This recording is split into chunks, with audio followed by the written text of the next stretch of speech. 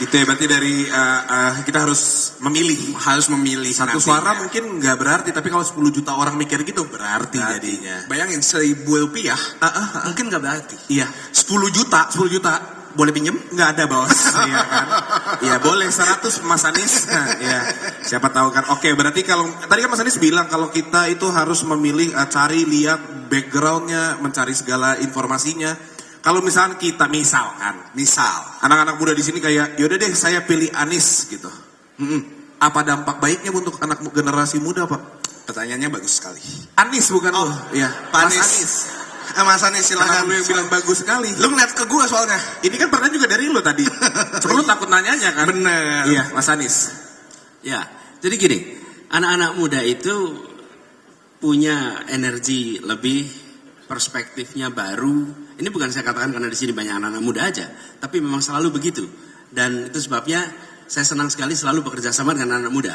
Dari mulai dulu ketika apapun kegiatan dikerjakan, apa itu gerakan Indonesia Mengajar, gerakan turun tangan, gerakan Indonesia Membaca, semuanya adalah melibatkan anak-anak muda. Jadi ke depan seperti kami kerjakan di Jakarta, begitu banyak proyek-proyek di Jakarta dikerjakan bersama anak muda. Dan apa yang menarik? Selalu muncul terobosan baru yang tidak terfikirkan oleh generasi yang lebih tua. Anak muda selalu bawa kebaruan. Anak muda selalu bawa perspektif yang menyegarkan. Dan itu yang ditawarkan ke depan. Jadi pelibatan anak muda, kemudian sifatnya kolaboratif. Jadi kerja bersama, setara, dan kebijakan-kebijakan yang dibuat disusun sesuai dengan apa yang menjadi aspirasi, sesuai dengan apa yang menjadi kebutuhan bagi anak-anak muda. Yang saya tawarkan, kami sudah melakukan di Jakarta, pendekatannya seperti itu. Jadi ini bukan akan, tapi ini meneruskan yang sudah pernah dikerjakan. Keren banget loh. Yaudah deh kalau gitu saya lanjut ke panelis aja. Lanjut ke panelis. Apakah sudah ada pertanyaan? Saya dulu ya. Silakan. Selamat siang Pak Anies. Perkenalkan nama saya Zensa. Dari pemimpin.id. Pertanyaannya sederhana Pak. Mungkin Pak Anies boleh cerita. Kita kan masih muda nih. Pengen tahu. Ada nggak sih Pak turning point pada saat seorang Anies Baswedan muda dan sadar dan yakin bahwa dia siap menjadi pemimpin? Itu pertanyaannya. Tapi hati-hati kamu. Jangan nyuruh dia cerita. Nanti 12 menit ya. Ya. Siap. Terangkan. Nah. Ya gini, cerita masa lalu jadinya ya. Sebenarnya kalau diceritakan masa lalu tuh kesannya udah tua. Iya. Masih muda Pak. Saya sering kali bilang gini, apa definisi muda sama tua? Gak ada definisinya. Bang Andi Noya ini masuk muda apa tua? Muda dia. Marco? Ya. Marlo, muda apa tua? Muda banget. Muda banget sih. Muda banget. Ada kali 10 juta. Muda banget. Muda banget. Saya muda apa tua? Jadi saya bilang gini, kalau yang dia bahas adalah masa lalunya, dia sudah tua. Tapi kalau dia bahas adalah masa depannya, maka sesungguhnya masih muda. Gitu. Nah, cuman saya sekarang disuruh bahas masa lalu gitu kan. Saya cerita sedikit ya masa lalu. Ketika saya SD, kami bersama teman-teman membuat organisasi. Namanya Kelabang, Kelompok Anak Berkembang. Oke? Namanya Kelabang. Terus kegiatannya apa? Ya dari sepak bola, badminton, kemudian kita bikin kaos sama-sama, bikin seragam, panggil orang untuk menjadi coach, dan kita jadi coach. Dan waktu itu saya kelas 5 SD, tapi yang anggota itu adalah anak-anak kira-kira dari mulai SD kelas 4, 5, 6, SMP 1, 2, 3. Waktu itu saya yang diminta jadi ketuanya, memang saya inisiatornya pada waktu itu. Tapi waktu itu tidak terbayang sebagai pemimpin, tidak. Ya bersama teman-teman saya mengorganisir. Begitu juga ketika SMP, SMA. Memang betul saya dipilih oleh mereka menjadi pemimpin, tapi tidak kemudian ada perasaan oh ya saya ini adalah pemimpin. Kenapa? Dari awal saya di keluarga itu diberikan semacam bekal. Anggap semua itu setara, anggap semua itu sama. Jadi kalaupun menjadi yang diamanatin untuk mengetuai, jangan pernah anggap sebagai lebih tinggi. Dan itu kemudian karena dari awal begitu terbiasa menjadi pendekatannya egaliter, setara. Jadi itu pengalaman masa muda, masa kecil ya, bukan masa muda, masa kecil. Ketika SD, SMP, SMA selalu berada di dalam amanat oleh teman-teman jadi ketua. Itu pengalaman saya ketika dulu. Oke, Pak. Oke, baik. Lanjut, Pak ya. Lanjut. Kan dalam perjalanan kepemimpinan Bapak itu cukup menarik, Pak ya. Tadi dari kecil, terus juga masa muda. Ada nggak sih pernah merasa seorang Anies itu ragu atau sedang bingung atau vulnerable? Nah, biasanya apa sih Bapak yang tips buat kita yang sering ragu sama diri sendiri? Atau mungkin ada sesuatu kebiasaan Pak Anies yang biasanya kalau lagi ragu saya ngapain? Nah gitu. Ada nggak, Pak? Betul, kita tumbuh itu sering dalam situasi dilema gitu. Kalau ambil keputusan ini konsekuensinya A, ambil keputusan B, itu sering kita alami. Tapi makin sering kita ambil keputusan, makin mudah kita memutuskan kemudian. Jadi ketika sekarang harus ambil keputusan walaupun besar tapi waktunya pendek, itu lebih leluasa. Karena proses latihannya itu udah dikerjakan panjang. Ngalamin, dari mulai milih SMA, bahkan pada waktu itu saya tidak mendapatkan SMA yang saya inginkan. Gagal masuk SMA yang saya inginkan. Saya mengalami dilema, saya harus ambil yang mana nih? Karena saya tidak dapat yang saya inginkan. Kemudian saya kepengen waktu itu masuk di fakultas teknik. Ternyata tidak bisa masuk fakultas teknik, saya harus mengambil fakultas lain. Jadi selalu ada jalan-jalan di mana kita merasakan tidak meraih yang kita inginkan. Tapi pengalaman saya, keputusan yang kita buat karena gagal, itu membuat kita dapat hikmah, dapat hal baru, dapat hal yang ternyata lebih baik daripada yang kita bayangkan akan kita dapat. Gitu kira-kira. Luar biasa. Luar biasa. Ya, Ebi. Oke, halo Pak Anies, kenalin nama aku Abigail dari Warisap Indonesia dan Bijak Memilih. Mau bertanya, jadinya di hidup ini kan Pak, kita punya banyak tujuan-tujuan yang mungkinnya baik. Tapi sayangnya realitas di lapangan dan realitas kehidupan untuk mencapai sebuah tujuan yang mungkin dampaknya baik ini nih, mungkin harus melewati cara-cara yang quote and quote bisa dibilang dilematis secara etis atau yang kurang baik. Kayak aku yakin Pak Anies pasti punya banyak visi, gagasan yang baik untuk Indonesia, tapi semua itu kan percuma kalau nggak menang ya Pak. Akhirnya kan nggak bisa dilakukan, perubahan tidak bisa dilaksanakan gitu. Nah, sayangnya mungkin tapi dalam berkampanye untuk memenangkan kontestasi ini mungkin harus ngelakuin hal-hal yang dilematis secara etis. Misalnya berkoalisi atau berteman sama grup tertentu karena masanya besar tapi mungkin mereka itu value-nya bertentangan. Terus habis itu mungkin berbagi-bagi atau goreng isu-isu sara karena itu populer di masyarakat. Bikin janji-janji yang wow yang masyarakat suka padahal mungkin mustahil untuk dilakuin atau tidak pernah di-plan untuk dilakuin gitu. Dan waktu mungkin setelah menang, governing pun itu kan banyak kompromi yang harus dilakukan untuk supaya mungkin tujuan itu bisa tercapai. Misalnya milih menteri, menterinya apakah yang paling kompeten yang ditaruh atau harus ada titipan gitu kan? Apakah harus merem-merem dikit ke kasus korupsi kelompok tertentu? Kalau enggak nanti nggak bisa ngelakuin rencananya. Nah jadi pertanyaannya aku tuh, to what extent untuk Pak Anies hasil akhir yang diinginkan atau hasil akhir yang baik itu menjustifikasikan cara-cara yang mungkin kurang baik. Does the end justify the means to you?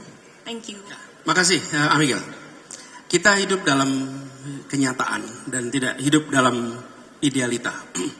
Jadi dalam mengambil keputusan, kita akan punya, kalau saya boleh sederhanakan nih, ada kuadran, 4 kuadran nih. Garis vertikal dan garis horizontal, jadi 4 kuadran. Ini yang vertikal, yang atas itu benar, salah. Ini value. Oke. Kemudian yang horizontal, itu baik, buruk. Ini konsekuensi. Oke. Kita seringkali hanya mau di satu kuadran, benar dan baik. Benar secara prinsip, baik secara konsekuensi. Dalam hidup, jangankan urus negara, suami istri aja kita akan ketemu dengan situasi nggak mungkin dalam satu kuadran itu saja, bukan? Jadi apa yang terjadi? Kita mungkin berada di kuadran kedua, mengerjakan yang benar tapi konsekuensinya tidak baik, atau kita mengerjakan hal yang baik mungkin secara prinsip salah. Yang tidak boleh adalah yang di kuadran bawah nih. Sudah tidak benar, buruk pula konsekuensinya. Oke? That's life. Nah, yang baik dan benar nggak ada perdebatan. Tapi yang dua kuadran yang diagonal ini, di situ letak judgment. Dan di situ letak leadership. Di situ letak pengalaman. Di situ letak kemauan mengambil resiko. Di situ letak kepemimpinan diuji. Okay? Nah, ketika baik dan benar saja pakai SOP, udah jadi itu pakai SOP. Kenapa? Karena baik dan benar. Nah, dalam kenyataannya tadi misalnya contoh, ketika harus berdialog dengan semua kalangan. Berdialog semua kalangan. Bahkan ketika bicara pendukung itu semua spektrum. Yang diperhatikan biasanya hanya 1-2. Padahal spektrum pendukung itu banyak. Nah, ketika bertugas, apa yang dikerjakan? Bertugas bukan bergantung yang mendukung. Bertugas bekerja berdasarkan prinsip keadilan, kepentingan umum, akal sehat, sains, dan aturan perundangan. Itulah prinsip dalam mengambil keputusan. Dan itu yang kami gunakan. Nanti akan ketemu situasi. Harus ada aspirasi ABC untuk posisi menteri. Untuk posisi kepala ini, kepala itu. Betul? Kita nanti akan ngadepin dilema tadi. Nah, dilema tadi itu dijelaskan, dikomunikasikan, dan dibuatkan kriteria sehingga bisa menjadi parameter pengambil keputusan yang predictable. Jadi, Amigel, kita tidak berada dalam situasi hanya ambil idealita aja. Kebanyakan dari kita maunya yang baik dan benar aja tuh. Padahal dalam hidup gak mungkin hanya baik dan benar. Bahkan dilema paling sederhana gini. Jalan Sudirman itu satu arah. Satu arah. Di perempatan Semanggi ada sebuah rumah sakit di situ. Misalnya nih. Terus ada kejadian kecelakaan di mana orang yang celaka harus dibawa ke rumah sakit. Dan jalannya itu macet, jalan berlawanan arah, itu jalan yang kosong. Apa yang harus Anda kerjakan? Menunggu macet dan yang kecelakaan sampai ke sana terlambat? Atau Anda ambil jalur yang berbeda, salah secara prinsip, tapi baik secara manfaat? Anda ambil keputusan itu. Saya ambil jalan yang melawan dengan arus, karena saya mau menyelamatkan orang yang kecelakaan supaya cepat sampai ke rumah sakit. That's judgment. Bagus sekali poin. Dan jangan cepat-cepat. Ini the end justify the means. Sebentar. Can you argue that to someone yang sudah dying? I don't think you will argue that. Jadi jangan juga dibuat generic. The ends justify the means. Nah, kalau ends-nya menyelamatkan nyawa, let's do it. Kebayang ya? Nah, inilah letak judgment. Jadi saya pegang ada 4 kuadran. Yang kuadran pertama itu paling ideal. Yang kuadran di ujung diagonalnya dihindari. Yang 2 itu gunakan judgment. Dan itulah kenapa harus ada leadership. That's the answer. Tepuk tangan dulu. Sekali. Bagus banget. Silakan panelis selanjutnya. Kita langsung hajar. Oke, siap. Pak Anies, Assalamualaikum. Saya Hanum Pak Anies. Salam. Dari Liputan 6. Pak Anies, kita bicara tentang core-nya Pak Anies tentang pendidikan. Pendidikan di Indonesia sampai saat ini kita nggak bisa nutup mata, teman-teman semua yang ada di sini dan juga Pak Anies, bahwa masih jauh dari kata-kata berkualitas Pak Anies. Pak Anies setuju? Pendidikan kita. Kalau bicara overall, ya. Ya, setuju. Oke. Pertanyaan saya adalah Pak, sebelum ke pertanyaan, kita ngomongin soal uang Pak. Kalau sekarang indikatornya mau dapat sekolah bagus harus bayar mahal. Semakin bagus sekolahnya semakin mahal bayarannya. Terus juga akhirnya teman-teman yang nggak bisa mendapatkan uang atau orang tuanya bekerjanya ekonomi kelasnya di bawah, akhirnya anak-anaknya lebih dipilih untuk lo kerja aja deh daripada sekolah, gue nggak punya duit, kata ibu bapaknya gitu. Akhirnya banyak sekali kejadian seperti itu gitu, terutama di daerah, di Jakarta pun juga banyak. Nah, ketika kita percaya bahwa sekolah itu adalah untuk membangun manusia, faktanya sekarang yang kita lihat sekolah itu fungsinya untuk mencetak pabrik pekerja Pak Anies. Lulus sekolah dipertimbangkan untuk dapat gaji yang lebih gede daripada yang nggak lulus sekolah begitu. Tapi yang pertanyaan kita semua adalah generasi sekarang mungkin bertanya-tanya. Semua yang sekarang lagi sekolah, mungkin 10-20 tahun ke depan mereka yang akan leading, mereka yang akan memimpin negara ini Pak Anies. Mereka akan menjadi orang-orang yang berpengaruh di masanya nanti. Zaman kita sekarang, generasi saya dan teman-teman yang ada di sini, yang milenial terutama, kita tidak dipersiapkan untuk menghadapi artificial intelligence. kita tidak dipersiapkan untuk melek digital, semuanya berjalan dengan ya udah dengan waktu, apa yang kita lakukan berproses itu yang kita dapatkan gitu. Jadi kita nggak siap. Nah, apakah untuk next generasi, pembelajaran dari generasi kita, apa yang akan Pak Anies lakukan dan mempersiapkan mereka untuk lebih visioner ketimbang marketing bisnis aja udah Pak Anies sekarang. Anak-anak TK aja udah diplotin ketika mereka udah gede mereka akan menjadi customer yang seperti apa. Apakah di pendidikan ada sistem seperti itu? Itu yang kita butuhkan. Itu. Makasih Pak Anies. Ya, jadi pertanyaannya apa, Hanum? Adalah bagaimana ketika kita zaman dulu aja kita tuh nggak dipersiapin untuk menghadapi apa yang kita hadapi sekarang. Anak-anak nanti gimana? Jangan sampai mereka cuma jadi sekolah cuma dipersiapkan untuk mencetak para pekerja doang gitu untuk membangun manusia. Setuju Hanum. Jadi gini, kalau kita bicara overall, memang secara umum kualitas kita masih rendah. Banyak indikator-indikator menunjukkan itu. Tapi jangan pesimis, karena di kita ini ukurannya besar. Selalu kalau dibuat indeks kita pasti akan kalah dibandingkan tetangga yang lain. Ada Singapura, ada Malaysia. Kalau dibuat indeks kalah karena jumlah siswa kita ini lebih dari 50 juta. Jadi selalu rata-ratanya kalah. Tapi kalau diambil 20% terbaik kita, itu jumlahnya lebih banyak daripada seluruh siswa yang ada di Singapura. Okay? 20% itu lebih banyak daripada yang ada di Malaysia. Jadi kita nggak akan kalah dalam kompetisi dengan mereka karena stok kita cukup banyak. Itu optimismenya. Okay? Yang menjadi kita khawatir yang 80% ini nih. Gitu. Okay? Contohnya aja. Tadi saya sebelum naik sini saya lihat data nih soal milenial. Saya sempat tunjukin ya tadi Marco Malo biar nggak salah saya coba lihat ini ya datanya Hanum. Jadi saya ingin sampaikan di sini soal terkait dengan pendidikan ini data sederhana aja. Milenials kita ini 86 juta. 40% lulusan SMA dan 40% lulusan SD SMP. Yang sarjana 14%.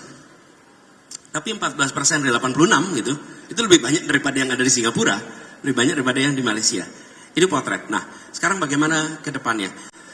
Saya rasa nomor satu, biaya pendidikan itu mahal.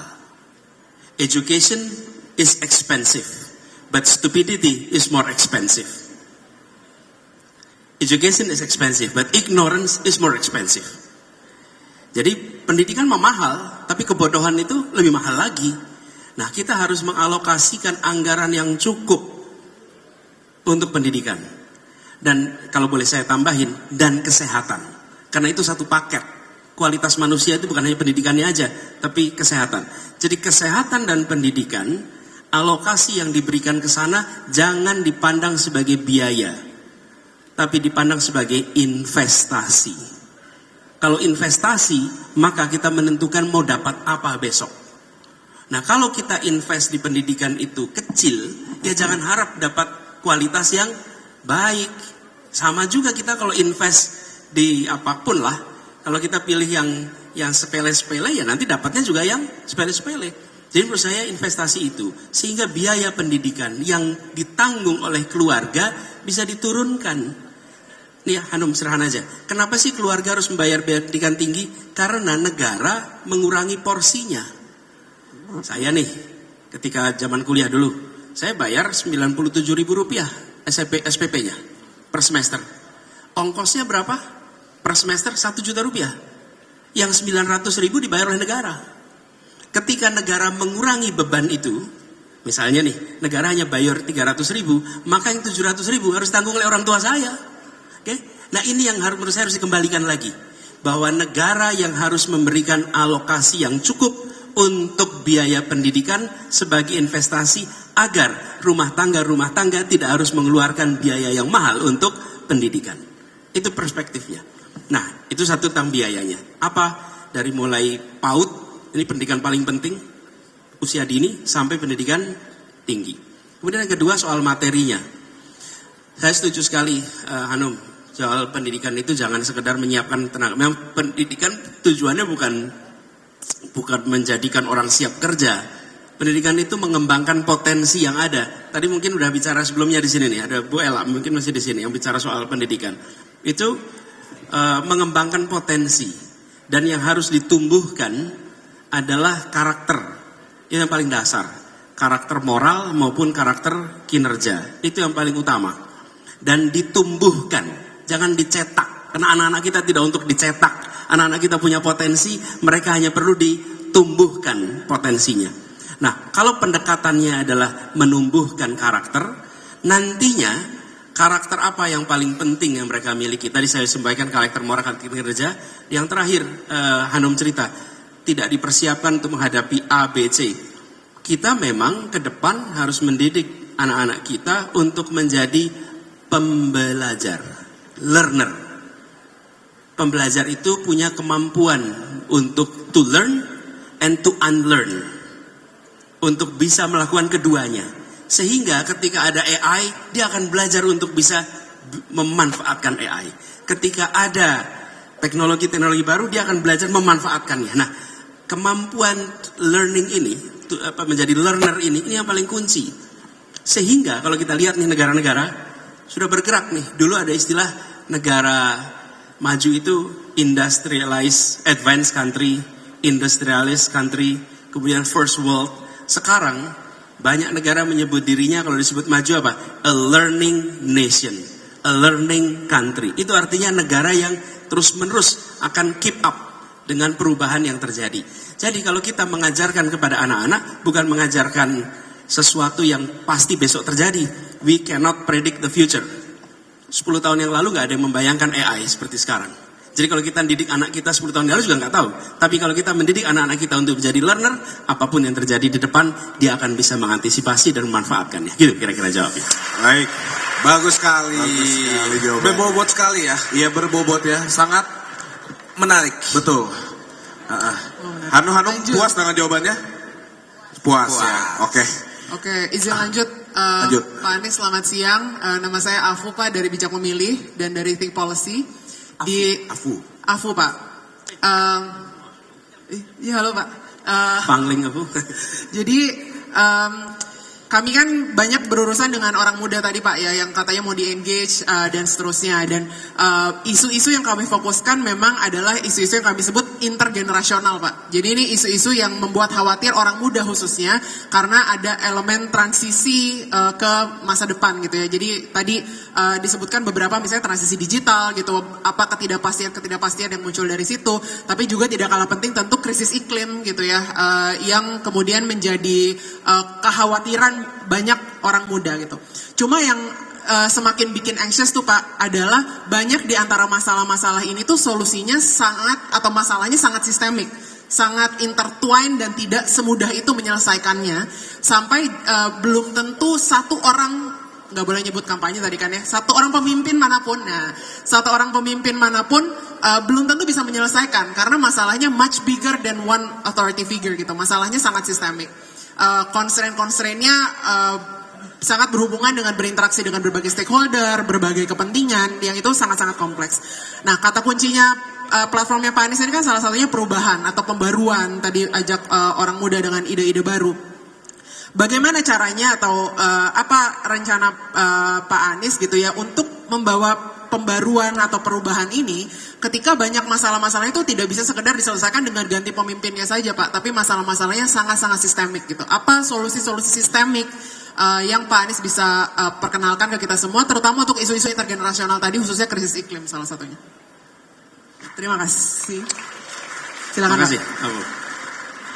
Gini, Abu, ini ya pertanyaan yang sampaikan Abu ini mendasar sekali terkait dengan bagaimana menyelesaikan masalah yang tidak mungkin diselesaikan hanya dengan keputusan satu orang saja. Nah, saya malah mau katakan, ini pendekatan yang sejak Republik ini didirikan, itu kita adopsi. Namanya gerakan. Republik ini tidak didirikan sebagai program. Republik ini didirikan sebagai gerakan. Coba bayangkan kalau program, hanya keputusan Soekarno, Hatta, dan kawan-kawannya di BPPKI, kemudian rakyat menonton. Enggak tuh. Apa yang harus kita ambil lagi dari semangat itu? Semangat, kalau bahasa sekarang, kolaborasi. Negara jangan memonopoli urusan seakan-akan hanya milik negara. Lalu dalam negara hanya pimpinan-pimpinan saja menentukan. Bukan. Justru pendekatannya harus kolaborasi. pendekatannya mengajak kepada semua. Kalau saya sebut dengan istilah sekarang juga movement based solution. Solusinya itu gerakan dan lingkungan hidup adalah salah satu isu yang bisa dikerjakannya lewat gerakan. Itu salah satu contoh. Dalam gerakan ada program, tapi sesungguhnya yang lebih besarnya adalah gerakannya. Jadi saya melihat apa sih cara membangun gerakan itu? Membangun gerakan itu begini. Menurut pengalaman selama ini kami lihat, membagikan perasaan pemilikan atas masalah. Masalah itu jangan dianggap milik negara saja. Masalah itu dianggap milik semua. Jadi, let's own the problem. Kalau Anda merasa memiliki masalah itu, maka Anda akan mau terlibat di dalam menyelesaikan masalah. Tapi kalau Anda nggak merasa bagian dari masalah, ya Anda nggak mau ikut menyelesaikan masalah. Nah, hari ini seringkali kita ketemu dengan pemerintahan yang minta kepada rakyatnya tugas Anda cuma 2. Coblos saat pemilu, pilpres, pilkada, dan bayar pajak. The rest, let us do it. Oke?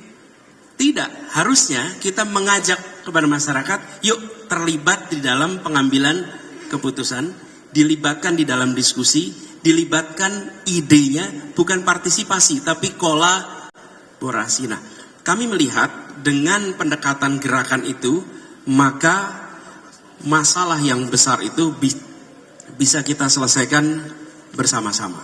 Jadi pendekatannya gerakan. Follow up ya. Jadi makasih Pak Anies jawabannya. Memang indah ketika kita bicara tentang kolaborasi, semua owning problemnya.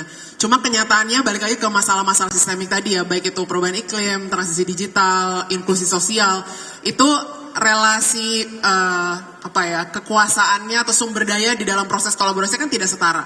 Ketika masyarakat diajak untuk ikut owning the problem dan jadi part of solution itu satu hal Pak. Tapi gimana kalau di dalam tadi yang kolaborasi movement ini memang ada pihak-pihak atau sumber-sumber dari masalahnya sendiri Pak yang nggak mau owning the problem atau doesn't see the problem the same way.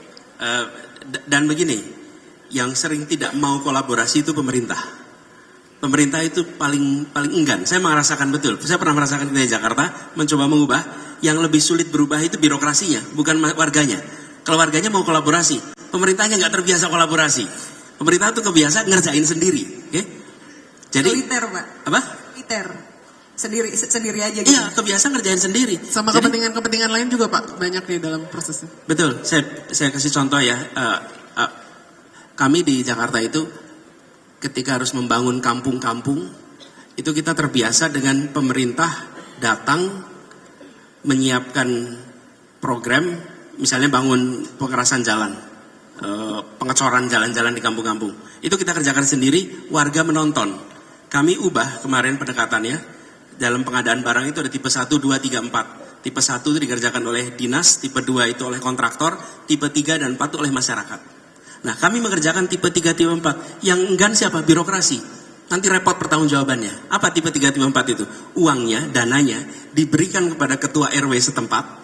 Ketua RW setempat merapatkan dengan seluruh warga untuk membangun, yang membangun mereka. Anggarannya dari kita, mereka yang belanja bahannya. Apa yang terjadi? Kualitas yang dibangun jauh lebih baik daripada kualitas yang dibangun oleh pemerintah sendiri. Karena mereka merasa this is our money. Dan Jakarta satu-satunya